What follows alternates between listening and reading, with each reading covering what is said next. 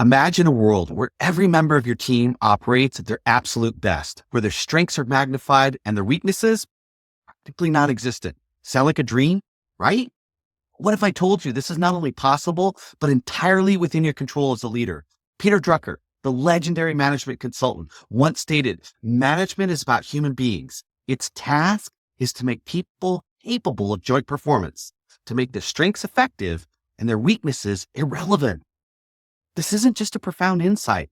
It's a directive for every leader aiming to elevate their team's performance. The best leaders don't waste time trying to turn weaknesses into strengths. They know their real job is to amplify what the team already does well and design a system where weaknesses don't slow them down. Welcome to the Dealership War Room.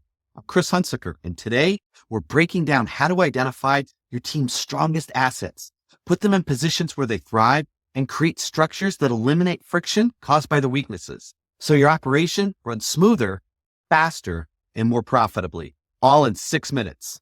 So how do you implement the Drucker Directive? First, you need to identify individual strengths. You need to engage deeply, go beyond surface level interactions, understand each team member's passions, skills, and what makes them tick. This requires both quality and quantity time.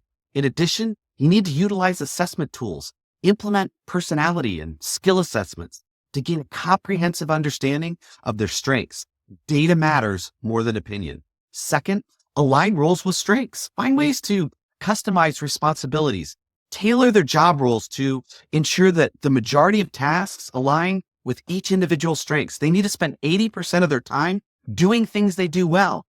You need to foster autonomy and empower your team to take ownership of projects that resonates with their capabilities, and then have them own the results. This creates intrinsic motivation that lasts over time and through challenges. Third, you need to design systems, offset weaknesses. You can always develop robust processes, creating standard operating procedures that mitigate the impact of individual weaknesses. You can't find perfect people, but you can create perfect processes. In fact, a major role of leadership is to design processes and systems that allow average people to excel. Next, promote collaborative synergy. Build teams with complementary skill sets. Ensure that one's weakness is balanced by another's strengths. In addition, invest in continuous learning. Provide opportunities for your team members to develop skills in areas where they're less proficient. Consider a scenario where a sales manager excels in client relations and dealing with heat and just getting those tough deals done and bought.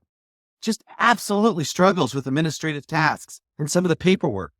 Pairing them with a detail-oriented assistant or implementing a CRM system and using AI that automates your processes, you allow that manager to focus on what they do best, driving sales. There is an ROI to strengths-based management.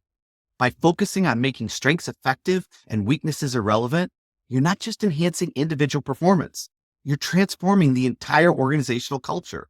This approach leads to increased productivity because team members are more engaged and efficient when working on their strength zones. Significantly higher job satisfaction because employees feel valued and understood, leading to reduced turnover and, of equal importance, improved profit margins.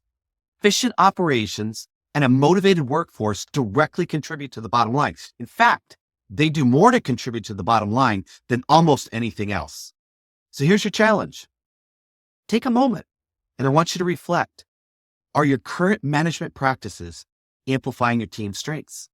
Have you established systems that neutralize weakness? If not, it's time to adopt the Drucker Directive and revolutionize your leadership approach. Implementing this strategy requires intentionality and commitment, but the rewards, they're transformative. And if you're ready to take your leadership to the next level and create a team that operates at peak performance, remember, the effectiveness of your management is measured by your ability to make strengths effective and weaknesses irrelevant. I'm sure you've thought of someone during this podcast who needs to hear this. Please share it with them. Let's focus on sharing what works and making the world a better place rather than complaining about what doesn't work. So go create some leadership fire, and I'll see you next time in the Dealership War Room podcast.